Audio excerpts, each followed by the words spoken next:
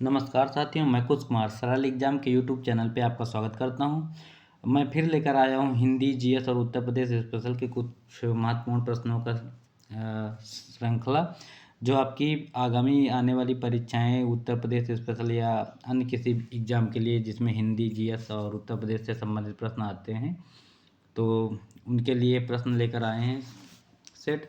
तो आप सभी लोग पहले क्लास को ज़्यादा से ज़्यादा शेयर कर दो, और इसको जो भी नए चैनल में जुड़ रहे हैं मेरे दोस्त, तो वो सब्सक्राइब कर ले, जिससे जो भी मेरा वीडियो आपके यूट्यूब पे आए वो तुरंत आपको मिल जाए। ठीक। और क्लास को देखने के बाद सभी लोग लाइक कर दीजिएगा, जिससे मुझे मोटिवेशन मिलता रहे कि हाँ, मेरी वीडियो पसंद की जा रही। तो चलो शुरू करते हैं। हम आज का पहला हिंदी का प्रश्न नंबर 1 है, पवन का शुद्ध संधि विच्छेद क्या है? ऑप्शन ए पो प्लस अन, ऑप्शन बी है पौ प्लस अन, ऑप्शन सी है पह प्लस अवन और ऑप्शन डी है पौ प्लस न। तो इसमें जो राइट आंसर होगा इसका है पहला ए ऑप्शन होगा, क्योंकि पो प्लस अन होगा और ये सब तीनों गलत हैं। अब बात करें कि ये उदाहरण किसका है, किस संधि का, तो ये है अयादी संधि का उदाहरण। ठीक। और अयादी संधि के अन्य उदाहरणों को बताते हैं। पो प्लस अन तो पवन का होगा, पो प्लस इत्र होता है पवित्र, जैसे पो प्लस इत्र, ये होगा पवित्र का। ठीक। और अगला है ने प्लस अन, तो ये होगा नयन। ठीक। अगला है गए प्लस अक, गए प्लस अक से क्या होगा? गायक। तो ये हैं अयादी संधि के उदाहरण। ठीक। अगला प्रश्न है हमारा, जंगल में लगने वाली आग का वाक्यांश के लिए एक शब्द क्या होगा? जठरानल, बड़वानल, कामानल, दावानल। तो जंगल के लगने वाली आग के लिए मैंने एक दिन बताया था, जंगल क्या होता है? बहुत बड़ा होता है ना। ठीक। और समुद्र भी बहुत बड़ा होता है। जठरानल क्या होता है? जठर रस अपने पेट में पाया जाता है, तो जठराग्नि जो होती है वो पेट की आग होती है। ठीक। दावानल क्या होता है? दावानल दवाइयाँ होती है जंगलों में, वनस्पति पौधे औषधियाँ जो भी प्राप्त होती हैं जंगलों से प्राप्त होती हैं, तो उसकी दवाई बनाती हैं। तो क्या होगा जंगल के लिए? क्या होगा? दावानल। के लिए वहाँ वनस्पति होती है, तो जंगल में जो आग लग जाती है तो उसमें होता है दावानल। बड़वानल होता है क्या? समुंदर जो है बहुत बड़ा होता है। ठीक। और उसमें आग लग जाती है तो उसमें क्या बोलते हैं? बड़वा नल होगा। तो इसका बी होगा बड़वा नल समुद्र के लिए। लेकिन जंगल के लिए पूछा है तो जंगल में क्या? दावा नल होगा, इसका डी ऑप्शन। अगला प्रश्न हमारा है, सकल का अर्थ क्या होता है? ऑप्शन ए कला और कृति, ऑप्शन बी सन और संवत, ऑप्शन सी है संपूर्ण और अंश, ऑप्शन डी है सबल और निर्बल। तो सकल का जो राइट आंसर होगा वो होगा सी ऑप्शन। सकल माने होता है संपूर्ण और इस सकल माने होता है अंश। ठीक। अगला प्रश्न है हमारा, अंबर का अर्थ आकाश होता है, अंबर का अन्य अर्थ क्या होता है? तो अंबर माने क्या होता है? आकाश होता है। तो दूसरा क्या होगा? ऑप्शन ए में वस्त्र है, बी ऑप्शन है सूर्य है, सी है मोक्ष और डी है स्वर्ण। तो एक अंबर माने आकाश होता है और दूसरा अंबर का अर्थ है वस्त्र, जैसे पीत प्लस अंबर है ना, एग्जाम्पल आप सुने होंगे बहुब्रीहि समास का, पीत प्लस अंबर।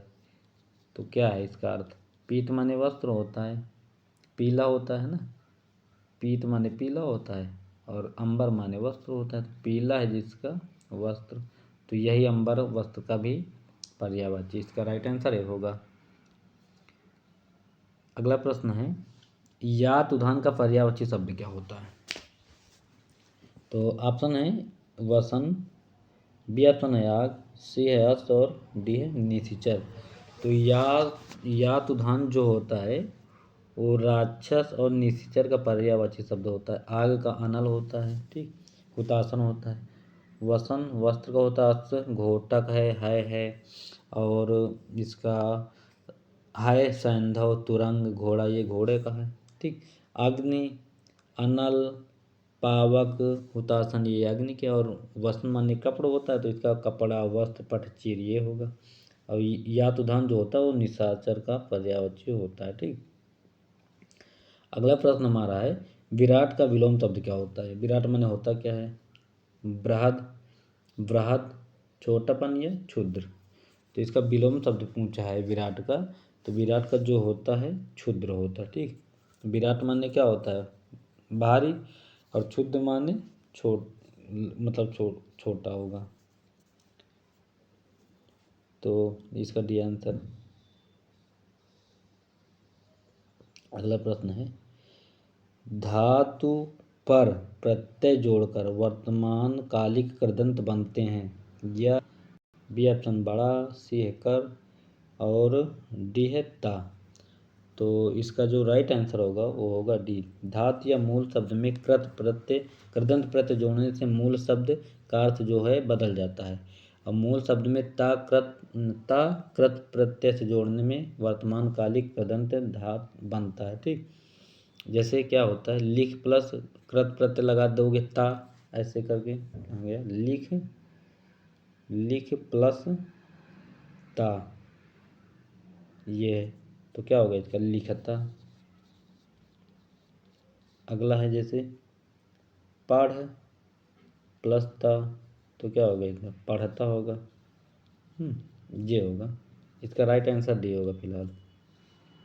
अगला प्रश्न है हमारा, निम्नलिखित शब्दों में से किस शब्द में उपसर्ग नहीं है। ध्यान से देखिए, नहीं पूछा है निगेटिव आगे। ठीक, तो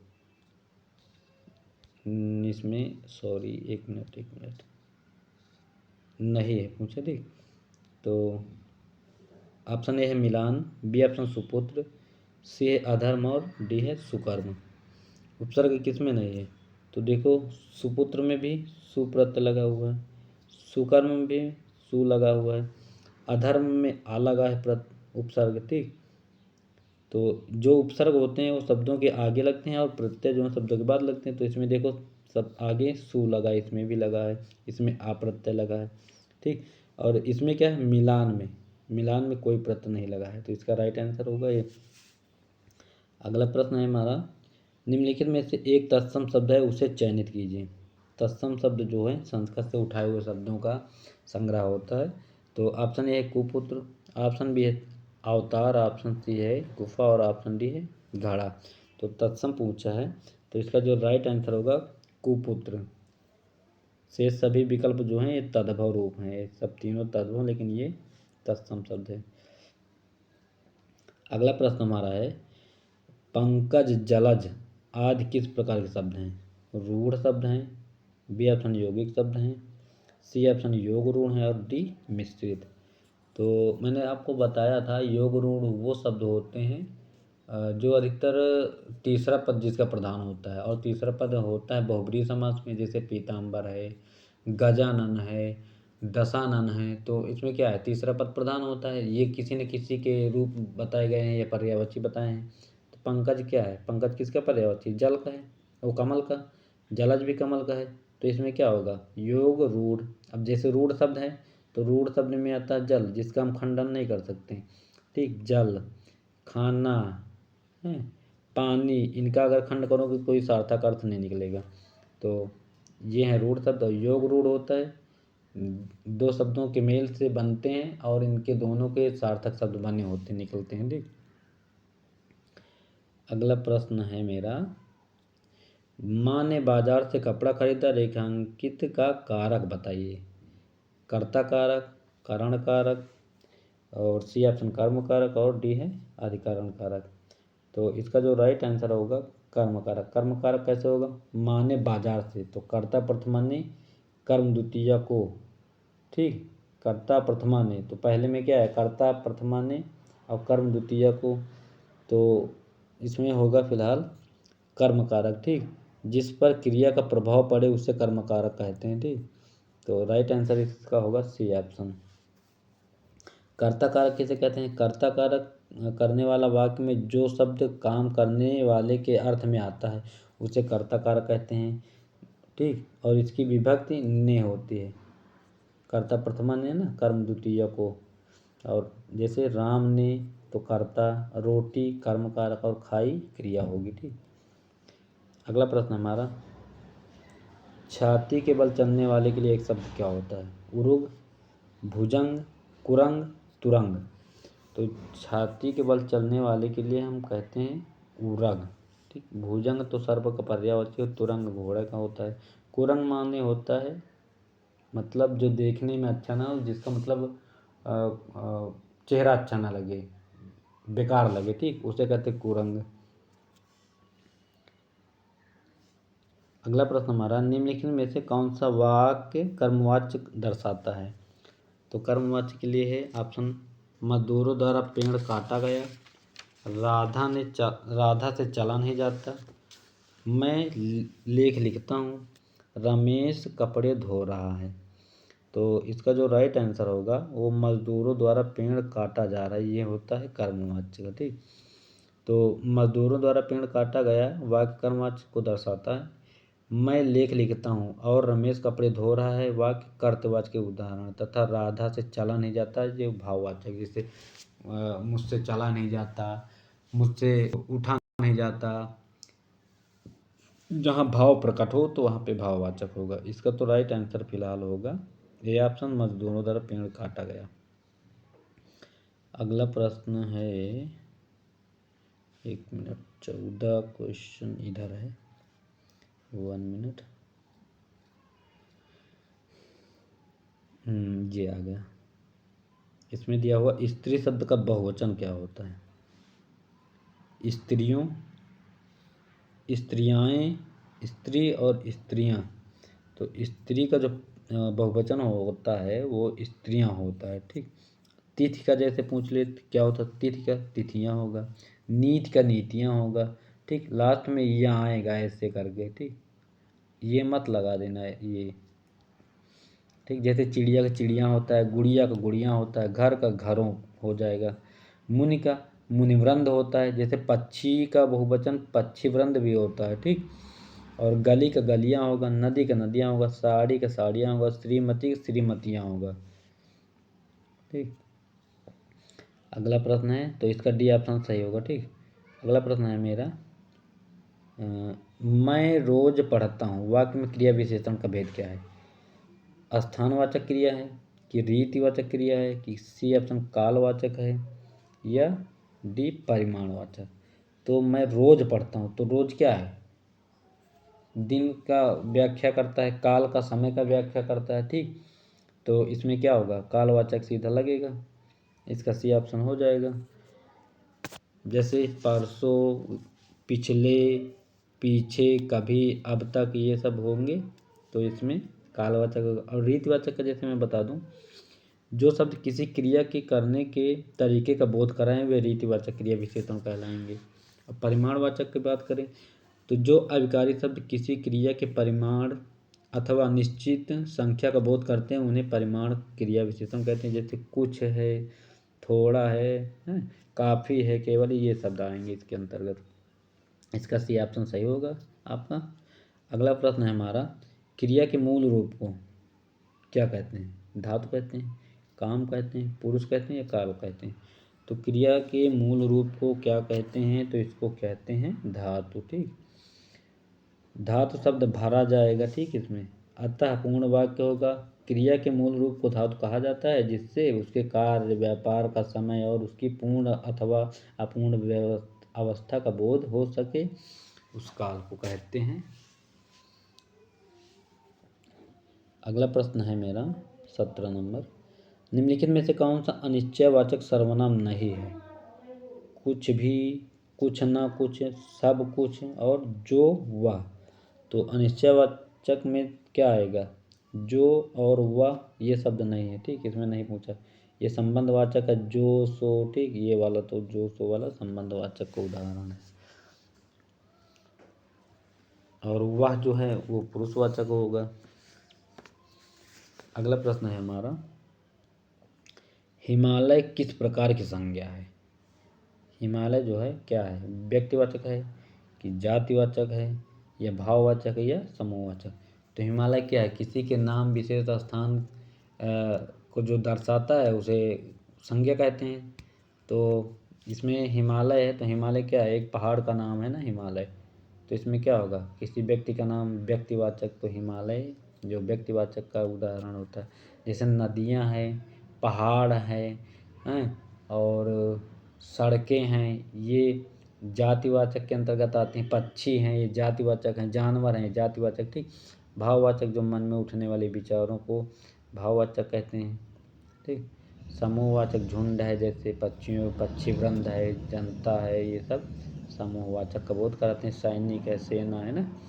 अगला प्रश्न हमारा है, निम्नलिखित में से शुद्ध शब्द कौन सा है? अंतर्ध्यान, अंतर्ध्यान, अंतर्धान या अंतःध्यान। तो इसका शुद्ध ऑप्शन जो होगा अंतर्धान, ये ऑप्शन सी होगा, ठीक।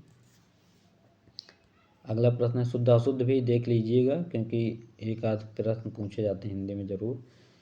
तो अगला प्रश्न है, जहाँ वाक्य की गति अंतिम रूप ले ले, विचार के तार टूट जाएं, वहाँ किस चिन्ह का प्रयोग किया जाता है? योजक चिन्ह का प्रयोग होता है, या अल्प विराम को होता है, या उद्धरण चिन्ह होता है, या पूर्ण विराम को होता है?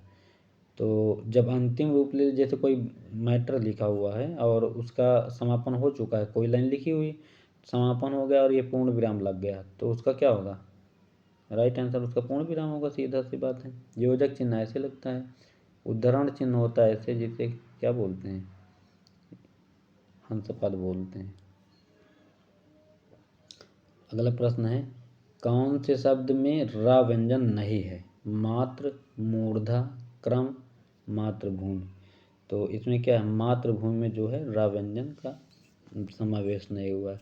मात्र में क्या बनेगा, ऐसे माँ, ठीक, और प्लस बड़ा आ, प्लस आधा ता, प्लस ऋषि, ये ऐसे बना ना, ऋषि प्लस भा, प्लस बड़ा ऊ, और प्लस आधा मा, और प्लस ई, ये इसका जो होगा संधि विच्छेद रूप बनता है।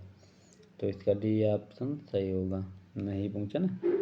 अगला प्रश्न है हमारा, टेढ़े मेढ़े रास्ते 1946, अपने खिलौने 1957 और भूले बिसरे चित्र 1959 उपन्यास किस इतिहासकार का है? माखनलाल चतुर्वेदी का है, वासुदेव शरण अग्रवाल अगे, या भागवती चरण वर्मा का? तो इसका जो राइट आंसर है ये होगा भागवती चरण वर्मा की ये सारी कृतियाँ हैं। इनकी और कृतियों के नाम जैसे हम बता रहे हैं आपको, पतन है एक 1927 में आई थी, चित्रलेखा जो है 1934 है, 3 वर्ष एक है 1936 में आई, टेढ़े मेढ़े रास्ते 1946 में आई, और खिलौने 1957 में आई, संभाई नचावत राम गोसाई ये आई तो 1970 में। भगवती चरण वर्मा की ये सारी कृतियाँ। अगला प्रश्न है गद्यांश से संबंधित है, तो चलो गद्यांश को भी पढ़ लेते हैं, क्योंकि इसके भी 4-5 क्वेश्चन आते हैं और समझदारी से करो तो पूरे के पूरे फ्री के नंबर मिलते हैं। तो शुरू करते हैं हम अपना गद्यांश। पूर्व चलने के बटोही बाट की पहचान कर ले, है अनिश्चित किस जगह पर सरित गिर गहवर मिलेंगे, है अनिश्चित किस जगह पर बाग वन सुंदर मिलेंगे। अगला, किस जगह यात्रा खत्म हो जाएगी यह भी अनिश्चित है, अनिश्चित सब सुमन कब कंटकों के सर मिलेंगे, कौन सहसा छूट जाएंगे। बस शायद इतना ही है, और इससे संबंधित प्रश्न इधर ये दिए हुए हैं। एक मिनट जी, और अभी और है इसका, ये दिया हुआ है, 1 मिनट। मिलेंगे कौन सहसा आ पड़े कुछ भी रुकेगा, तू न ऐसी आन कर ले, पूर्व चलने के बटोही बाट की पहचान कर ले। तो इसमें जो प्रश्न संबंधित पूछे गए हैं इनकी व्याख्या हम बता दें आपको। कविता की पंक्तियों में यात्रा की किस विशेषता की ओर संकेत किया जा रहा है? ऑप्शन ए है कठिनाइयों की ओर, ऑप्शन बी है सुखों की ओर, और ऑप्शन सी है अनिश्चितता की ओर, और ऑप्शन डी है साहस की ओर। तो इसकी जो राइट आंसर होगा इसका अनिश्चितता की ओर होगा। दी हुई कविता में उपरोक्त पंक्तियों में कवि ने यात्रा के दौरान उत्पन्न होने वाली विभिन्न प्रकार की अनिश्चितताओं का वर्णन करते हुए साथ में सतत आगे बढ़ते रहने का संदेश दिया है, ठीक। अगला प्रश्न है, कविता में आए सुमन और कंटक किस भाव के प्रतीक हैं? ऑप्शन ए फूल और कांटे, ऑप्शन बी बाग और वन, ऑप्शन सी है सुख और दुख, ऑप्शन डी है प्रिय और अप्रिय। तो इसका क्या आंसर होगा? सुमन और कंटक। तो सुमन माने फूल होता है, फूल जो है खुशी का प्रतीक होता है, और कंटक जो है कांटे जो होते हैं ये दुख का प्रतीक होता है, क्योंकि कांटा जब चुभ जाता है तो दर्द होता है, तो दुख होता है, ठीक। और सुमन जो है खिलते हैं तो फूलों, कहते हैं ना तुम्हारी हंसी फूलों की तरह है, तो यही है, सुमन माने फूल होता है, तो ये सुख का प्रतीक होता है। इसका राइट आंसर होगा सी। अगला प्रश्न है इसी से संबंधित। कविता की पंक्तियों में कवि व्यक्ति को किस बात की प्रेरणा दे रहा है? हर स्थिति में साहस दिखाने की, पर्वतों को देख कर न डरने की, गहरी नदियों से न डरने की, हर स्थिति में आगे बढ़ने की। तो इसमें क्या होगा? इसमें हर स्थिति में आगे बढ़ने की प्रेरणा दे रहा था, आपने पढ़ा ही होगा ऊपर भी संदर्भ में। अगला प्रश्न है, 5 क्वेश्चन थे, इसके संदर्भ के हो गए। अगला है, अंडे का शहजादा मुहावरे का अर्थ क्या होता है? कमजोर व्यक्ति, चालाक व्यक्ति, अनुभवी व्यक्ति या अनुभवहीन व्यक्ति। तो अंडे का शहजादा का जो सही रूप होता है वो अनुभवहीन होता है। जैसे आपने सुना होगा कूपमंडूका, मतलब जहाँ पे रहता है उसका बस उतना ही ज्ञान होता है, बाहरी परिवेश में, बाहरी पर्यावरण में या समाज में क्या घटित हो रहा है उससे वो अनभिज्ञ रहता है, उसको पता नहीं रहता कि बाहर क्या होता है, समाज में क्या चलता है। बस उसका कुएं के अंदर मेंढक है तो बस उसको इतना ही ज्ञान है कि इतना ही बड़ा संसार है और दुनिया कुछ नहीं, जो जहाँ पे है वो उसी की दुनिया है। ठीक, तो मतलब कोई भी अनुभव, कोई भी ज्ञान ना होता है ऐसे लोगों को। तो अंडे का शहजादा का सही जो मुहावरा अनुभवहीन व्यक्ति होता है। अगला प्रश्न होता है चरण कमल बंदो हरिराई, इस पंक्ति में कौन सा अलंकार है? ऑप्शन ए उपमा, बी ऑप्शन रूपक, सी श्लेष और डी उत्प्रेक्षा। तो चरण कमल, चरण रूपी कमल का उल्लेख अगर मिले तो वहाँ पे रूपक अलंकार का वर्णन मिलता है। ठीक, उपमा जब किसी चीज़ की तुलना की जाए तो वहाँ उपमा है। और एक शब्द में कई अर्थ निकलने वहाँ पे श्लेष होता है, जो श्लेष माने होता है चिपका होना। ठीक, उत्प्रेक्षा होता है जहाँ पे कई शब्द बारह हैं, जैसे आता है तरन तनी जो तरतमाल तरवर बहुछाए। ठीक, भारतेंदु हरिश्चंद्र की है, तो इसमें तय होता कई बार आया है। ठीक, तो इसका तो फिलहाल चरण रूपी कमल की व्याख्या हुई है, तो ये रूपक अलंकार का उदाहरण होता है। अगला प्रश्न है हमारा, वह सममात्रिक छंद जिसके प्रत्येक चरण में 24-24 मात्राएं हों तथा प्रत्येक चरण में 11 व 13 मात्रा पर यति होती है, तो कौन सा छंद कहा जाएगा? रोला कहा जाएगा, सोरठा कहा जाएगा, सवैया कहा जाएगा या कवित्त कहा जाएगा? तो जो 24-24 मात्राओं वाला होता है फिलहाल वो तो रोला होता है। ठीक, यही होता है। और इसके लास्ट में क्या होते हैं? गुरु और 2 लघु होते हैं। ठीक, लघु ऐसे होता है और गुरु ये होता है, बड़ा होता है। ठीक, अगला प्रश्न है हमारा, निम्नलिखित में से कौन सा वाक्य अशुद्ध है? ऑप्शन ए सारा राज्य उसके लिए थाती है, था, ऐसी एकाध बात और देखने में आती है, इन दोनों में केवल यही अंतर है, मैं आपके दर्शन करने आया हूँ। तो इसका जो राइट आंसर होगा, इन दोनों में केवल यही अंतर है, इसका राइट आंसर यही होगा, सी ऑप्शन। अगला प्रश्न है हमारा 30 नंबर, निम्नलिखित में से कर्मधारय समास का उदाहरण कौन सा है? प्रिय सखा, कामचोर, आजन्म, सपरिवार। तो इसका जो राइट आंसर होगा वो प्रिय सखा आंसर होगा। ठीक, और अगर कर्मधारय के और उदाहरण हम आपको बता दीजिए थे, ये कामचोर है तो कामचोर तो तत्पुरुष समास का उदाहरण है, और आजन्म है जो, तो इसमें आ पहले अव्यय शब्द है, तो आजन्म तो अव्यय भाव समास का उदाहरण ये वाला हो जाएगा। ठीक, और नीलकमल और शीतोष्ण, महात्मा, पीताम्बर, सज्जन, कदंत, कापुरुष, नीलोत्पल, ये भी उदाहरण इसी के हैं। क्या बोलते हैं? कर्मधारय समास के। और सपरिवार जो होता है जो परिवार के साथ हो उसे बहुब्रीहि समास इसमें होगा, बहुब्रीहि। ठीक, बहुब्रीहि का इसका राइट आंसर फिलहाल ए ऑप्शन होगा, प्रिय सखा।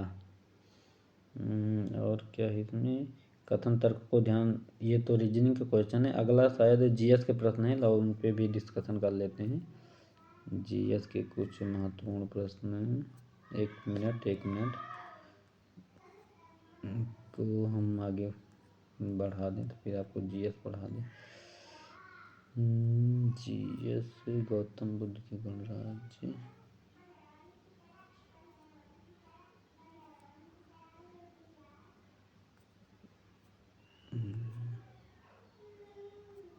देखो जी शुरू होगा।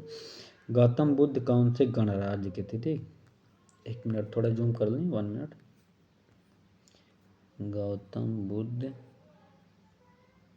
ये आ गया। गौतम बुद्ध कौन से गणराज्य के थे? ऑप्शन है सीबी, ऑप्शन बी शाक, ऑप्शन सी सौरसेना और ऑप्शन डी सवारा। तो आपने पढ़ा होगा गौतम बुद्ध जो थे वो शाक के गणराज्य के रहने वाले थे। ठीक, बी ऑप्शन इसका सही होगा। अगला प्रश्न है हमारा, निम्नलिखित में से किसका सही मेल नहीं है? निगेटिव वाक्य थोड़ा ध्यान से पढ़िएगा, जहाँ पे नहीं लगा हो वहाँ पे पेन से लिख दीजिएगा। ऑप्शन ए महाकाल मंदिर उज्जैन में है, श्रृंगेरी मठ चिकमंगलूर जिला में है, कोणार्क का सूर्य मंदिर तो प्रसिद्ध है, ये सूर्य मंदिर कोणार्क में, जैन मंदिर खजुराहो। तो इसमें निगेटिव पूछा है, तो इसका जो राइट आंसर होगा वो होगा डी ऑप्शन, क्योंकि जैन मंदिर जो खजुराहो में नहीं है, जैन मंदिर है राजस्थान में, गुरशिखर पर्वत पे जो बना है वही है। डी ऑप्शन इसका। सूर्य मंदिर कोणार्क ये भी सही है, श्रृंगेरी मठ ये भी है, और महाकाल मंदिर उज्जैन क्षिप्रा नदी किनारे ये भी सही है। गलत आंसर है जैन मंदिर वाला है, खजुराहो में नहीं, खजुराहो में अलग चीज़ें हैं सब। मध्य प्रदेश में गुफाएं हैं शैल चित्र वाली। दिल्ली सल्तनत की राजकीय भाषा क्या थी? तो ऑप्शन है उर्दू थी, बी ऑप्शन फारसी, सी है वो सॉरी बी ऑप्शन अरबी और सी फारसी हिंदी डी ऑप्शन में। तो दिल्ली की जो राजकीय भाषा थी वो फारसी भाषा थी।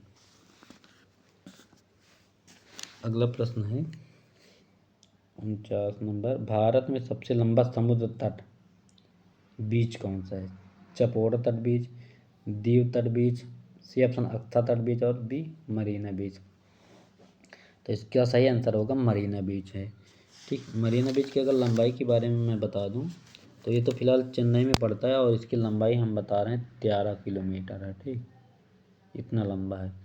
और चपोरा जो है ये पड़ता है आपका गोवा में, जिसकी लंबाई 10 किलोमीटर है, 10 किलोमीटर। ठीक, और अगला है अक्सा बीच, ये मलाड, मलाड है मुंबई में, वहाँ पर पड़ता है ये मैच में मलाड।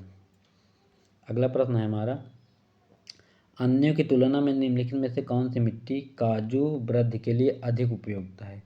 लाल लेटराइट मिट्टी है, बी ऑप्शन काली कपास मिट्टी है, सी है जलोढ़ मिट्टी है, डी शुष्क मिट्टी। तो काजू के लिए पूछा है, तो काजू के लिए जो है लाल लेटराइट मिट्टी सबसे ज़्यादा उपयुक्त होती है। ठीक, समुद्र तटीय प्रभाव वाली लाल लेटराइट मिट्टी इसके लिए अधिक उपयोगी है। काजू के उत्पादन के लिए पाला शीत क्षेत्र जहाँ तापमान 20 डिग्री सेंटीग्रेड पूछ लेते हैं कभी, 20 डिग्री सेंटीग्रेड से ऊपर तथा 600 से 700 मिलीमीटर वर्षा होनी चाहिए, यहाँ पे सब ज़्यादा बारिश होनी चाहिए। ठीक, वहाँ पे ये होती है। और काली मिट्टी तो आपको पता है, इसे रेगुर मिट्टी भी कहते हैं और ये कपास के लिए उपयुक्त है। इसका क्षेत्र अगर पूछे तो इधर है महाराष्ट्र पश्चिम क्षेत्र में, गुजरात और महाराष्ट्र के एरिया में पाई। जलोढ़ मिट्टी जो नदियों द्वारा लाई गई जाती है वो जलोढ़ मिट्टी है। जैसे अपने यहाँ तराई क्षेत्र में है, इसमें ज़्यादा धान वान की उपज और गेहूँ भी होता है, तो सबसे अच्छी जलोढ़ मिट्टी होती है। शुष्क मिट्टी राजस्थान के एरिया में पाई जाती है। अगला प्रश्न हमारा है, भारतीय संविधान का कौन सा अनुच्छेद राज्यों में राज्यपालों को प्रावधान करता है? अनुच्छेद 136, अनुच्छेद 148, अनुच्छेद 124 या अनुच्छेद 153। तो इसका जो राइट आंसर होगा वो होगा 153 अनुच्छेद, जो राज्यपाल से संबंधित है। और अगला हम बता दें कि अनुच्छेद 148 किससे संबंधित है, तो भारत का नियंत्रक एवं महालेखा आपने पढ़ा होगा उससे संबंधित है। अनुच्छेद 136 की बात करें तो अपील के लिए उच्चतम न्यायालय की विशेष इजाज़त है इसमें। और अनुच्छेद 124 में है उच्च न्यायालय की स्थापना का गठन। ठीक, इसमें इसका फिलहाल राज्यपाल वाला है तो 153 है और सही आंसर हो जाएगा। अगला प्रश्न हमारा है, राज्यसभा में राष्ट्रपति द्वारा कितने सदस्य मनोनीत किए जाते हैं? तो राज्यपाल द्वारा 14 होते हैं या 7 होते हैं या 12 होते हैं या 9 होते हैं? तो राज्यपाल जो है 12 सदस्यों को मनोनीत करता है। ठीक, और राष्ट्रपति का अगर पूछ ले तो राष्ट्रपति 2 सदस्यों को मनोनीत करता है। और राज्यसभा का अनुच्छेद अगर हम बात कर लें तो इसका अनुच्छेद होता है सरला, आप याद कर लो इसे, सरला, ये सरला तो सा से संसद, संसद होता है 79 में, रा से राज्यसभा ये है 80 में, और ला से लोकसभा ये है 81 में, इनके अनुच्छेद में। ठीक, फिलहाल इसमें 12 आंसर राइट होगा। और राज्यसभा एक अस्थायी सदन है, इसका विघटन नहीं किया जा सकता क्योंकि यह प्रत्येक 2 साल में 2/3 सदस्यों को बाहर कर देता है। ठीक, इसको कोई भंग नहीं कर सकता है।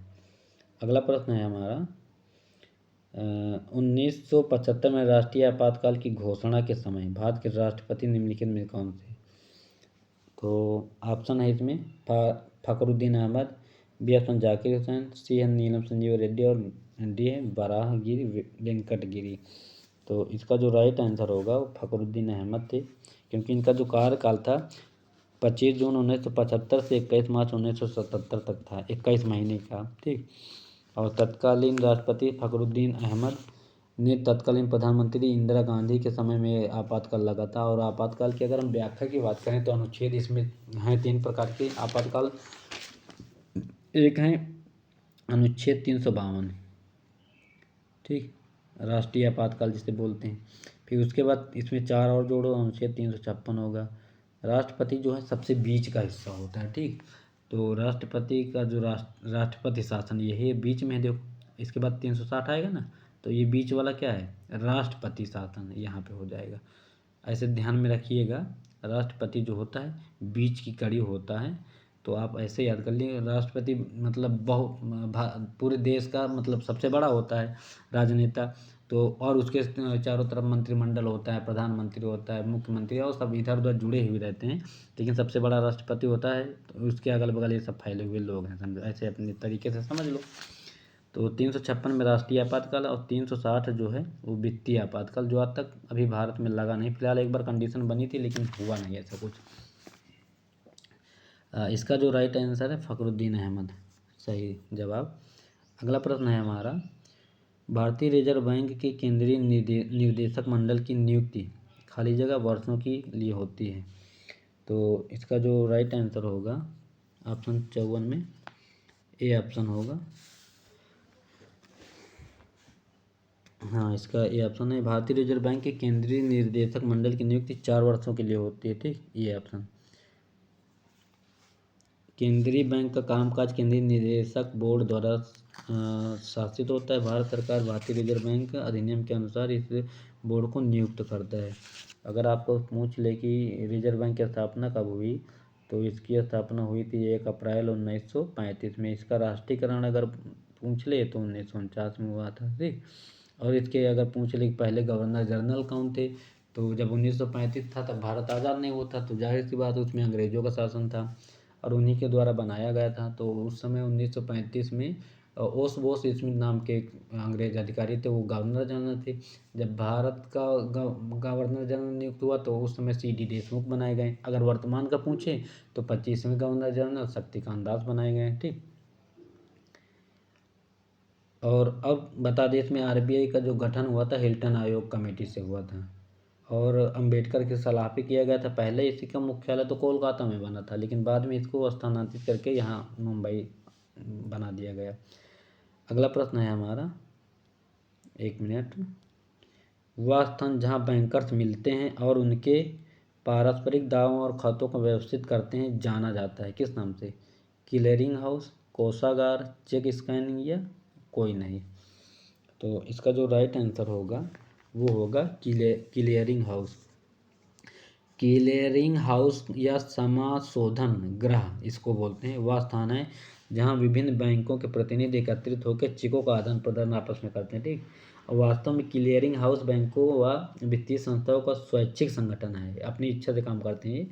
इसमें किसी का जोर दबाव नहीं होता सरकार का, जो किसी एक बैंक के प्रबंधन में काम करता है। आमतौर पर क्लियरिंग हाउस का प्रबंधन भारतीय रिजर्व बैंक द्वारा अथवा भारतीय स्टेट बैंक या इसके सहयोगी जो बैंक जुड़े होते हैं देश भर में। कुल मिला के अगर बताया जाए तो 860 क्लियरिंग हाउस हैं। ठीक, अगला प्रश्न हमारा है योजना आयोग की स्थापना कब की गई? ऑप्शन ए 2019, ऑप्शन बी है 2000, ऑप्शन सी है 1947 और ऑप्शन डी है 1950। तो योजना आयोग का जो गठन हुआ था फिलहाल ये हुआ था 1950 में हुआ था इसका गठन। ठीक, यह एक मतलब गैर संवैधानिक संस्था है, परामर्शदात्री संस्था है। इसमें मतलब इसका जो है संविधान में कोई व्याख्या नहीं, कोई अनुच्छेद इसके लिए नहीं बनाया गया है, ठीक। और इसका जो प्रमुख अध्यक्ष होता है वो प्रधानमंत्री होता है। जैसे अगर 1950 की बात करें तब तो जवाहरलाल नेहरू को शासन था, तो उस समय जवाहरलाल नेहरू इसके मुख्य अध्यक्ष थे। वर्तमान में इसका नाम परिवर्तित कर दिया गया है। 13 अगस्त 2014 को योजना आयोग समाप्त कर दिया गया था।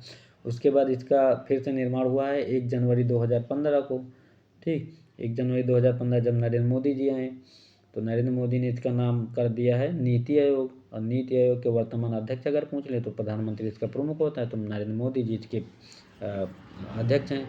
और अगर इसके सीईओ पूछा जाए तो सीए सुब्रमण्यम है, और उपाध्यक्ष अगर पूछा जाए तो सुमन के बेरी हैं, ठीक। अगला प्रश्न हमारा, प्रतिष्ठित दादा साहेब फाल्के पुरस्कार किस वर्ष आरंभ हुआ? ऑप्शन ए है 1968, ऑप्शन बी 1967 और ऑप्शन सी है 1966, ऑप्शन डी है 1969। तो जो दादा साहेब फाल्के पुरस्कार की शुरुआत हुई थी ना, ये हुई थी 1969 में। दादा साहब फाल्के ये अमेरिका में रहते थे। वहाँ पे जो फिल्मी प्रसारण पहले चालू हो गया था, पर्दे पे पिक्चर दिखाना, तो वहाँ से सीख कर आए थे और अपने भारत में फिर वही सिनेमा घर खोले थे। इसीलिए इनके नाम से दादा साहब फाल्के फिल्म क्षेत्र में जो पुरस्कार दिया जाता है 1969 में दिया जाने लगा। और बता दें कि देविका रानी जो थी ना, पहली वो दादा साहब फाल्के पुरस्कार प्राप्त करने वाली थी, और ये कस्ट्यूम डिजाइनर थी। जो शायद राजा हरिश्चंद्र हैं, ऐसी जो फिल्में बनी थी उनमें इन्होंने कॉस्ट्यूम डिजाइन, वो जो कपड़े पोशाक होते हैं ना राजाओं के, वो इनको डिजाइन किए गए थे इनके द्वारा। इसीलिए इनको 1969 में दादा साहब फाल्के पुरस्कार दिया जाता गया था। अगला प्रश्न हमारा है, दजोंग गखा कहाँ की शासकीय भाषा है? ऑप्शन ए है इंडोनेशिया, ऑप्शन बी है कंबोडिया, ऑप्शन सी है भूटान और ऑप्शन डी म्यांमार।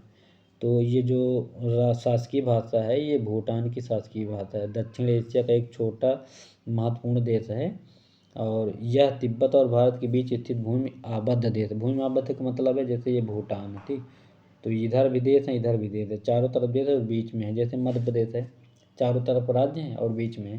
तो भू आबद्ध देश मतलब जिसकी सीमा कोई समुद्री सीमा ना टच करती हो, भू आबद्ध, केवल वो भूमि से ही चारों तरफ घिरा हो, उसे कहते हैं। जैसे विश्व का पूछ ले सबसे बड़ा भू आबद्ध देश कौन सा है, तो आपको पता है कजाकिस्तान सबसे बड़ा है, ठीक। तो इसके बारे में बता दें, इस देश का स्थानीय नाम डुगयुल है। यहाँ पर सरकार गणतंत्र पारस्परिक राजतंत्र पर आधारित है। यहाँ की राजधानी थिम्पू है भूटान की, और मुद्रा है न्यूल्ट्रम, ऐसे लिखते हैं यार, नाम भी ऐसे है कि उल्टी आ जाए, ये है न्यूल्ट्रम, ठीक।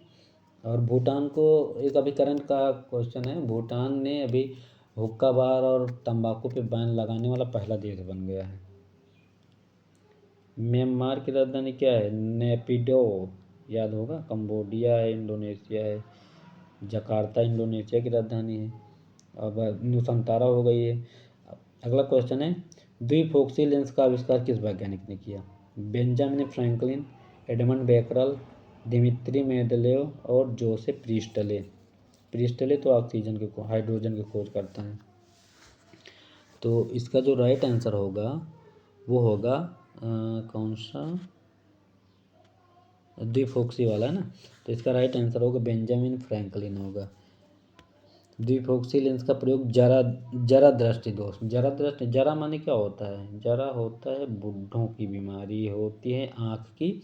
इसमें क्या है, ना इंसान पास का देख सकता है ना दूर का देख सकता है। तो इनके जो लेंस चश्मा लगा होता है, इसमें दो प्रकार के लेंस द्विक मतलब दो होता है, तो इसमें दो अवतल उत्तल दोनों लगा होता है, क्योंकि उनको डबल समस्या रहती है, ना दूर का देख सकते हैं ना पास का देख सकते हैं। तो पास के लिए अलग लेंस और दूर के लिए अलग।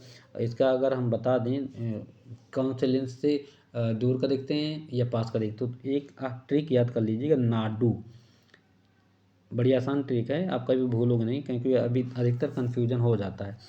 तो यन से आप याद कर लीजिए नियर, नियर माने क्या होता है? पास होता है। तो और आगे क्या है? ए, तो नियर के लिए अवतल, और डी से क्या होता है? दूर, ये है दूर। और यू से क्या होगा? उत्तल। ये आपके लिए आसान ट्रिक, कभी ज़िंदगी में भूलोगे नहीं ये।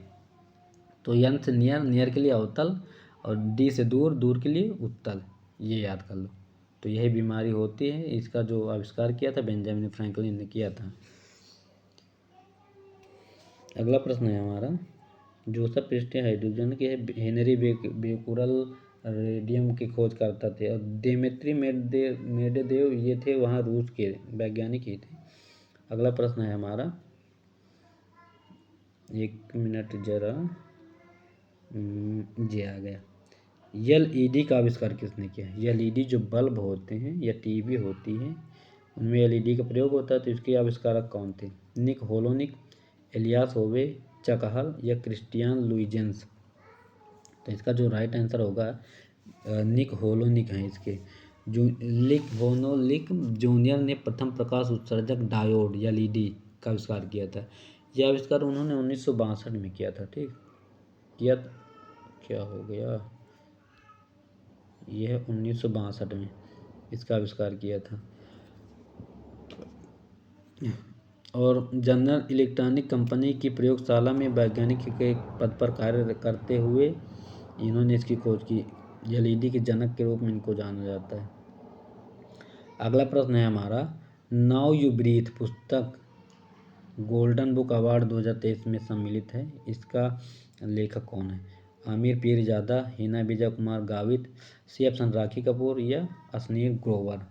तो इसका जो राइट आंसर होगा राखी कपूर। फिल्मों में जो काम करती हैं राखी कपूर, करण अर्जुन फिल्म देखे हो राखी, वही है राखी कपूर।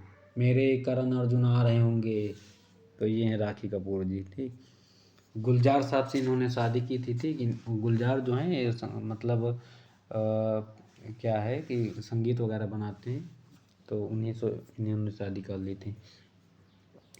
तो लेखिका राखी कपूर ने अपनी पुस्तक नाउ यू ब्रीथ के लिए गोल्डन बुक अवार्ड 2023 से सम्मानित किया गया। गोल्डन बुक अवार्ड एशिया के प्रतिष्ठित पुरस्कार कार्यक्रमों में से एक है जो साहित्य का सर्वश्रेष्ठ कार्यों के लिए दिया जाता है। सी ऑप्शन इसका सही होगा फिलहाल। अगला प्रश्न है हमारा, फरवरी 2023 में किस बैंक ने ईबीजी इलेक्ट्रॉनिक बैंक गारंटी योजना जारी करने की सुविधा शुरू की? ऑप्शन ए है Punjab National Bank, option B है आईडीबीआई, ऑप्शन सी है स्टेट बैंक, और ऑप्शन डी है इंडियन ओवरसीज बैंक। तो इसका जो राइट आंसर होगा वो फिलहाल होगा इंडियन ओवरसीज बैंक होगा। अब इंडियन ओवरसीज बैंक ने ईबीजी इलेक्ट्रॉनिक गैर गारंटी योजना जारी करने की सुविधा शुरू की। इंडियन ओवरसीज बैंक ने ई गवर्नेंस सर्विसेज लिमिटेड के साथ मिलकर ईबीजी लॉन्च किया। यह शहर में मुख्यालय वाले बैंक द्वारा जारी किया जाता है, जिसके बैंक आवेदक के कुछ कार्य प्रदर्शन को पूरा न करने पर एक विशिष्ट राशि की गारंटी देने का वचन करता है। अगला प्रश्न है हमारा, सरकार ने अनधिकृत कोयला खनन गतिविधियों की सूचना देने के लिए कौन सा मोबाइल ऐप लॉन्च किया है? खनन प्रहरी, खान रक्षक या खनन संरक्षक? मतलब जो खुदाई होती है खानों की, अगर चोरी से हो रही है, अगर किसी ने उसकी खबर दे दी, तो उसके लिए कौन सा ऐप लॉन्च किया गया है? तो इसका जो राइट आंसर होगा वो खनन प्रहरी है। ठीक, और खनन प्रहरी और एक web app coal mine surveillance and management system launch किया गया है, वेबसाइट। अगला प्रश्न हमारा है, फरवरी 2023 में भारतीय अंतरिक्ष अनुसंधान संगठन आगे बढ़ाने के लिए किसके साथ साझेदारी की? ऑप्शन ए है नासा, ऑप्शन बी नौसेना, और सी है डीआरडीओ, और डी HAL। तो इसका जो राइट आंसर होगा इसका राइट आंसर होगा बी ऑप्शन। बी ऑप्शन क्या है? बी ऑप्शन भारतीय नौसेना। ठीक, इसरो ने भारतीय नौसेना के साथ क्रू मॉड्यूल का शुरुआती रिकवरी परीक्षण किया है, जो अंतरिक्ष से पृथ्वी के वायुमंडल में फिर से प्रवेश करने के बाद समुद्र में गिर जाएगा। ये होता है इसका राइट आंसर। नासा अमेरिका की कंपनी है, डीआरडीओ भारत का है, जहाँ पे हथियार बनाए जाते हैं। इसकी स्थापना हुई थी 1958 में। डीआरडीओ 1958 में बना। और नासा अमेरिका कंपनी, इसको बनाया गया था 1958 में, ये भी बना था। ठीक, और भारत का इसरो जो है, इसरो बना था 1969 में, जब अमेरिका वाले चांद पे जा रहे हैं तो यहाँ पे अनुसंधान बनाया जा रहा था। अगला प्रश्न हमारा है, फरवरी 2023 में 12वें विश्व हिंदी सम्मेलन का आयोजन कहाँ पे हुआ था? ऑप्शन ए है मालदीव, ऑप्शन बी है श्रीलंका, ऑप्शन सी है नेपाल और ऑप्शन डी है फिजी। तो 12वां जो हिंदी विश्व सम्मेलन हुआ था, ये तो फिलहाल हुआ था फिजी में, और यहाँ एस जयशंकर विदेश मंत्री भी गए थे। ठीक, और फिजी की जो भाषा है, राजकीय भाषा, वो हिंदी ही है। पहला जो हुआ था विश्व हिंदी सम्मेलन 1975 में हुआ था, शायद नागपुर में हुआ था, और हिंदी को राजकीय भाषा इसी में घोषित किया। अनुच्छेद 343 से 351 में राजकीय भाषा हिंदी का उल्लेख है। अगला प्रश्न है, शायद 1 मिनट, इधर आते हैं, इधर तो हो गया क्वेश्चन। अगले प्रश्न शायद यूपी स्पेशल के हैं, देखते हैं ज़रा, उनको भी पढ़ा दें आप लोगों को। हिंदी जीएस यूपी स्पेशल, ये है यूपी स्पेशल। 1 मिनट, यहाँ से है उत्तर प्रदेश से संबंधित क्वेश्चन है हमारा, कौन सी भाषा उत्तर प्रदेश की दूसरी राज्य भाषा है? ऑप्शन ए अंग्रेजी, ऑप्शन बी है भोजपुरी, ऑप्शन सी है उर्दू और ऑप्शन डी है हिंदी। तो दूसरी जो भाषा बनाई गई थी उत्तर प्रदेश की, उसका नाम है उर्दू, और ये 1969 में बनाई गई थी। ठीक, राजभाषा अधिनियम की अगर बात करें तो 1991 में पहली राजभाषा हिंदी को निर्धारित किया गया। इसके बाद 1989 में उर्दू बनी। ठीक, संशोधन करके, जिससे उर्दू को राज्य की अतिरिक्त राजभाषा के रूप में जोड़ा गया है, दूसरी राजभाषा। और आधिकारिक भाषा बता दें भारत के अंदर कौन से राज्य की है, तो जम्मू और कश्मीर की उर्दू भाषा है। अगला प्रश्न हमारा है, 1991 से 2001 के दौरान उत्तर प्रदेश में साक्षर व्यक्तियों का प्रतिशत कितना था? तो इसका राइट आंसर ऑप्शन ए में है 18.5, बी है 16.7, सी है 13.2 और डी 10.5। तो जो सही आंसर होगा इसका, वो होगा 16.7, ये है इसका राइट आंसर।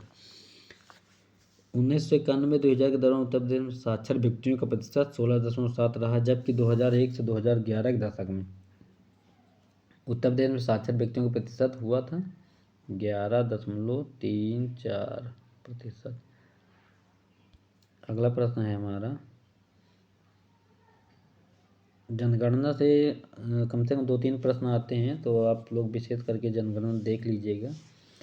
2011 की जनगणना के अनुसार निम्नलिखित में से उत्तर प्रदेश के किस जिले की जनसंख्या सबसे अधिक है? लखनऊ की है, गोरखपुर, प्रयागराज या डी कानपुर? तो इसका जो राइट आंसर होगा वो होगा यहाँ प्रयागराज में सबसे ज़्यादा जनसंख्या। बात करें तो कितनी है इसमें, 59,54,391, 59,54,391 ये है टॉप पे। गोरखपुर की अगर बात करें तो यहाँ पे है 44,40895, ये है गोरखपुर की। लखनऊ की अगर बात करें तो लखनऊ की है 45,89 और 838, ये है।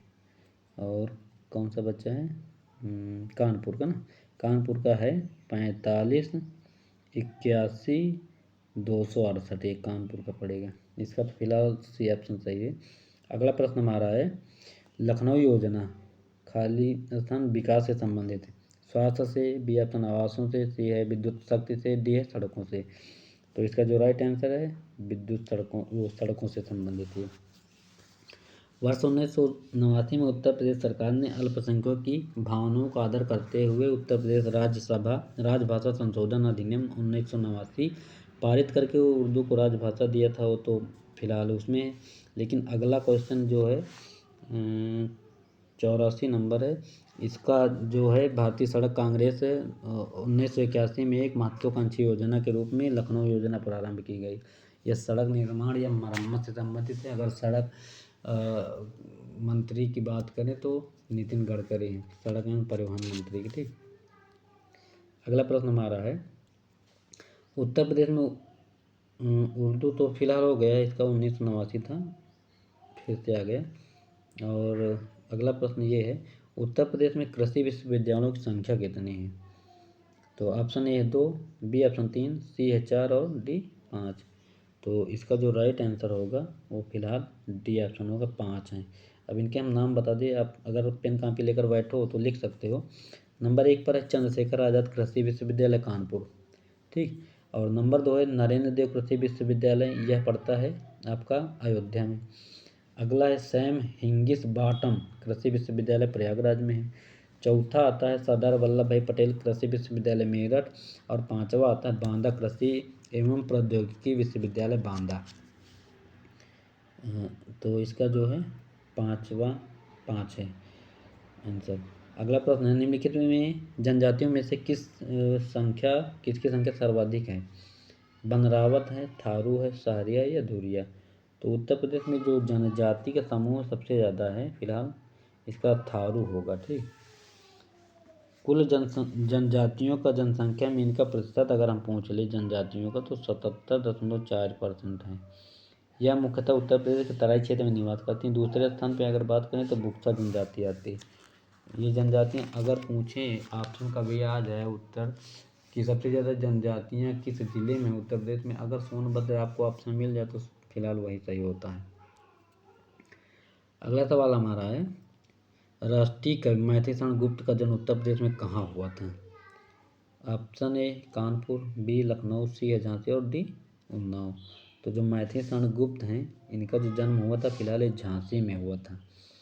और बात करें इनके जन्मदिन की, तो 3 अगस्त 1886 को हुआ था इनका। 3 अगस्त 1886 में इनका जन्म हुआ था झांसी में। गुप्त जी खड़ी बोली के महत्वपूर्ण कवि रहे हैं। पंडित महावीर प्रसाद द्विवेदी जी की प्रेरणा से अपनी खड़ी बोली को अपनी रचनाओं का माध्यम बनाया। मैथिली शरण गुप्त को साहित्य जगत में दद्दा नाम से संबोधित किया जाता है। इनकी अगर कृतियों की बात करें तो प्रमुख कृतियाँ जो प्रसिद्ध हैं, पंचवटी है, साकेत है, जयद्रथ वध है, यशोधरा है, द्वापर है, झंकार है और जय भारत, इनकी रचनाएं हैं। अगला प्रश्न हमारा है, उत्तर प्रदेश शासन ने संगीत रत्न पुरस्कार किसकी स्मृति में प्रारंभ किया? उस्ताद रशीद अहमद, उस्ताद निसार हुसैन खां, सी ऑप्शन उस्ताद बिस्मिल्लाह खां और डी पंडित रविशंकर। तो इसका जो राइट आंसर होगा उस्ताद बिस्मिल्लाह खां, जो शहनाई वादक थे, इनकी याद में संगीत रत्न पुरस्कार की शुरुआत की गई है।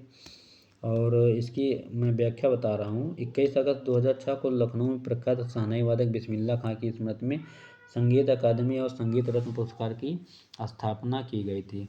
ध्यातव्य है कि 21 अगस्त 2006 को शहनाई वादन के ख्याति लब्ध व्यक्ति बिस्मिल्लाह खां का 90 वर्ष की आयु में वाराणसी उत्तर प्रदेश में निधन हो गया। इनका जन्म 21 मार्च 1916 में बिहार के डुमरांव में एक शहनाई वादक परिवार में हुआ था। इन्होंने अपना प्रथम शहनाई वादन कार्यक्रम 14 वर्ष की आयु में वर्ष 1930 में ऑल इंडिया संगीत सभा प्रयागराज में किया। इन्हें भारत रत्न भी सम्मानित किया गया था।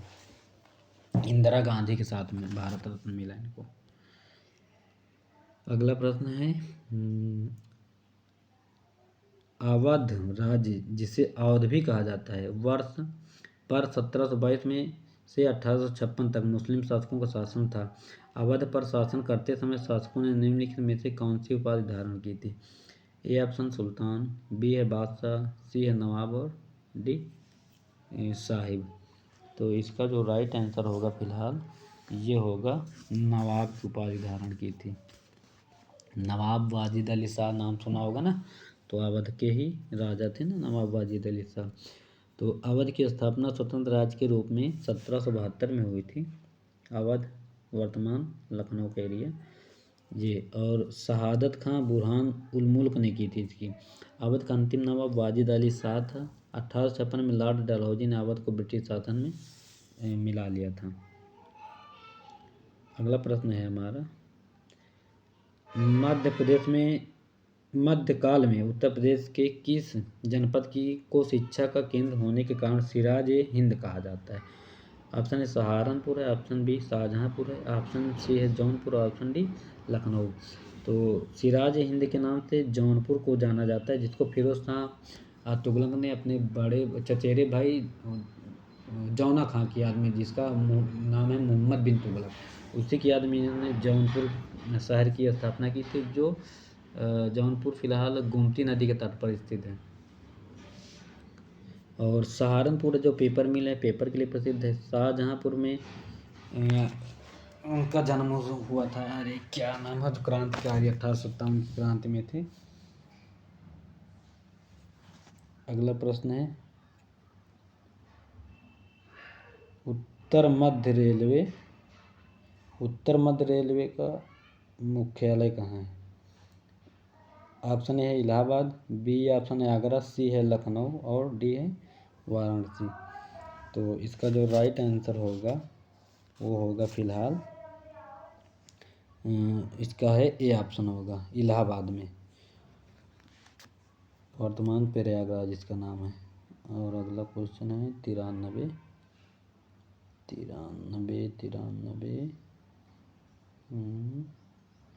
कोट है, इसमें मिलाने वाला है। इसमें मिलाने वाले में सबसे पहले आप क्या करिएगा, जो आपको आता हो पहले आप उसको सम्मिलित कर लीजिए। तो इसमें क्या है, जैसे आप उत्तर प्रदेश का जानते हो ना, नरौरा कहाँ है? बुलंदशहर में है। तो इसका ये ऑप्शन होगा। राजस्थान में क्या है? राजस्थान में जो रावत भाटा है, राजस्थान में ही पड़ता है। और फिर क्या आता है गुजरात में काकरापार गुजरात में पड़ता है ये। और कर्नाटक में कैगा है। तो पहले का दूसरा है और दूसरे का चौथा है, दूसरा चौथा ये सी ऑप्शन में है, यही इसका राइट आंसर होगा फिलहाल। अगला प्रश्न है हमारा, Mahavir jute mills limited Uttar Pradesh की एक मात्र कार्यरत जूट मिल है, ये कहाँ पे jute mill? A option Hardoi में, बी है हाथरस में, सी है कानपुर में और डी शाहजहानवा गोरखपुर में। तो इसका जो राइट आंसर होगा ये फिलहाल शाहजहानवा गोरखपुर में है। यह एकमात्र जूट आधारित मिल है जो अभी भी कार्यरत है, जो गोरखपुर के शाहजहानवा में स्थित। इसकी स्थापना की अगर बात करें तो 1935 में इसकी स्थापना हुई थी। इसका कार्य क्षेत्र जूट, मेस्ता और मिश्रित प्राकृतिक फाइबर सहित अन्य प्राकृतिक फाइबर की तैयारी, कताई और बुनाई, खादी, हैंडलूम को छोड़कर सारे काम इसमें होते हैं। अगला प्रश्न हमारा है, उत्तर प्रदेश में निर्यातोन्मुख सॉफ्टवेयर पार्क कहाँ स्थापित किया गया है? तो इसमें है ऑप्शन नोएडा और लखनऊ, बी है बागपत और लखनऊ, सी है नोएडा और आगरा और डी है मेरठ और गाजियाबाद। राइट आंसर तो फिलहाल नोएडा और लखनऊ है, इसका सॉफ्टवेयर पार्क यहाँ बनाया गया है। कानपुर और लखनऊ में भी बनाया गया है। अगला प्रश्न है 96, निम्नलिखित में से सूचियों का मेल करवाइए फिर से। ऑप्शन है इंडियन टेलीफोन इंडस्ट्री, कानपुर दिया हुआ है। ट्रांसफार्मर फैक्ट्री रायबरेली दिया है। कृत्रिम अंग निर्माण झांसी में दिया है। उर्वरक कारखाना इसका फूलपुर। तो जो इंडियन टेलीफोन जिसको बोलते हैं ITI ना, ये इंडियन टेलीफोन कंपनी है, ये फिलहाल रायबरेली में है। अगर रायबरेली ना हो तो नैनी इलाहाबाद में भी है। ट्रांसफार्मर फैक्ट्री के लिए झांसी जाना जाता है। कृत्रिम अंग के लिए है, ये है विकलांगों के लिए जो यहाँ पे बनाए जाते हैं यंत्र हाथ पैर का, तो ये कानपुर में। और उर्वरक तो फूलपुर है, इसका डी ऑप्शन। तो इसका राइट आंसर क्या होगा पहले का? 2 3 1 4, 2 3 1 4 किस ऑप्शन में है? 2 3 1 4, 2 3 1 4, ये सी ऑप्शन इसका राइट आंसर होगा, सी वाला ये। अगला प्रश्न है हमारा, उत्तर प्रदेश राज्य में परीक्षा बांध किस नदी पर बनाया है? तो परीक्षा बांध कहाँ है? शारदा पे है, चंबल में है, बेतवा में या घाघरा में? तो परीक्षा बांध का जो निर्माण हुआ है फिलहाल ये बेतवा नदी पे हुआ है। इसके जलाशय का उपयोग बिजली उत्पादन के लिए परीक्षा थर्मल पावर प्लांट द्वारा किया जाता है। बेतवा नदी हमीरपुर के निकट यमुना नदी में मिल जाती है। अगला प्रश्न है हमारा, उत्तर प्रदेश में रानी लक्ष्मीबाई बांध परियोजना निर्मित कहाँ है? घाघरा नदी पर है, बेतवा नदी पर, सोन नदी या चंबल नदी? तो रानी लक्ष्मीबाई वाली जो परियोजना है ये फिलहाल बेतवा नदी पे बनाई गई है। ठीक, मध्य प्रदेश में तथा उत्तर प्रदेश सरकार की संयुक्त परियोजना है। यह ललितपुर में, ललितपुर, झांसी, हमीरपुर और जालौन जिलों की लगभग 2.64 लाख एकड़ भूमि सिंचित करता है। अगला प्रश्न हमारा है, आम की लंगड़ा किस्म उत्तर प्रदेश में निम्नलिखित में से किस जिले में उन्नत मानी जाती है? तो ऑप्शन ए है मेरठ, बी है इनमें से कोई नहीं, सी है मैनपुर और डी है वाराणसी। तो लंगड़ा आम की जो फसल है फिलहाल ये वाराणसी की है। ठीक, और भी हम फसलें बता दें आमों की कहाँ कहाँ होती है, तो पूछ लेते हैं कभी कभी कि नाम दे देता है और बताता है कि इसका मतलब एक किसकी फसल है, आम की है, गेहूँ है, धान है, अन्य सब देता है। तो जैसे दशहरी आम का हम बता दें, दशहरी आम अधिकतर होता है लखनऊ और मलिहाबाद, इसका आम विदेशों तक भी जाता है। ठीक, चौसा आम की बात करें तो चौसा आम हरदोई और सहारनपुर में है। अल्फांसो आम जो है रत्नागिरी महाराष्ट्र में। केसर आम जो है जूनागढ़ गुजरात में पाया जाता है। हिमसागर और किशनभोग ये मुर्शिदाबाद पश्चिम बंगाल का आम है। बादामी आम है कर्नाटक का। सफ़ेद आम आंध्र प्रदेश का है। बॉम्बे ग्रीन है पंजाब का। ठीक, तोतापुरी आम होता है बंगलोर कर्नाटक में। नीलम आम पूछ लेते हैं कि नीलम किसकी प्रजाति है, तो क्या बताओगे, आम, जामुन, गेहूँ, चावल, सरसों। तो नीलम जो है आंध्र प्रदेश में आम की प्रजाति पाई जाती है। ठीक, रसपुरी आम है कर्नाटक में। मालगोवा या मुलगोबा आम सेलम तमिलनाडु में पाया जाता है।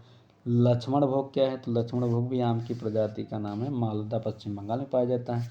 इमाम पसंद तेलंगाना, आंध्र प्रदेश और तमिलनाडु में पाया जाता है। फाजली आम जो है बिहार और पश्चिम बंगाल में। मनकुरदा आम जो है गोवा में पाया जाता है। पहाड़ी पैरा आम गुजरात का है। गुलाब खास आम बिहार, झारखंड और पश्चिम बंगाल में है। वनराज आम गुजरात का है। किलीचुंदन आम ये केरल का, और रोमानी आम ये है चेन्नई की। तो ये इतनी सारी आम की प्रजातियाँ अलग अलग राज्यों में पाई जाती हैं। फिलहाल अपने यहाँ लखनऊ में आम। उस जनपद को चिन्हित कीजिए जिनमें जानवरों के लिए पॉलिटेक्निक नहीं है। ए है लखनऊ, बी है झांसी, सी है मुजफ्फरनगर, डी गोरखपुर। तो इसका जो राइट आंसर होगा फिलहाल झांसी होगा। उत्तर प्रदेश के झांसी जिले में जानवरों के लिए पॉलिटेक्निक नहीं है। पशुओं की विशेष चिकित्सा के लिए 3 पशु चिकित्सालय बनाए गए हैं, गोरखपुर, मुजफ्फरनगर तथा लखनऊ में का। तो ये थे हमारे आज के जीएस, यूपी स्पेशल और हिंदी के कुछ महत्वपूर्ण प्रश्न जो आपकी आगामी परीक्षाओं जूनियर असिस्टेंट और समीक्षा अधिकारी के लिए महत्वपूर्ण हैं। और सभी से बस यही निवेदन है कि इस वीडियो को ज़्यादा से ज़्यादा शेयर करें और इस चैनल को सब्सक्राइब करें, अपने दोस्तों तक पहुंचाने का कष्ट करें और लाइक करें। बस यही गुजारिश है आप लोगों से कि मेरा वीडियो ज़्यादा से ज़्यादा आप लोग प्रसारित करें, जिससे मुझे मोटिवेशन मिलेगा और हम नए नए क्लास के लिए नए नए वीडियो बनाते रहेंगे आपकी परीक्षाओं के लिए। तब तक के लिए नमस्कार, बाय। सब लोग पढ़ते रहिए, मस्त रहिए। अब कल फिर मिलेंगे करंट अफेयर की क्लास में, और दोपहर को फिर करंट जीएस और हिंदी की क्लास का वीडियो आप तक पहुंच जाएगा। सब लोग चैनल को सब्सक्राइब कर लेना। Okay, bye.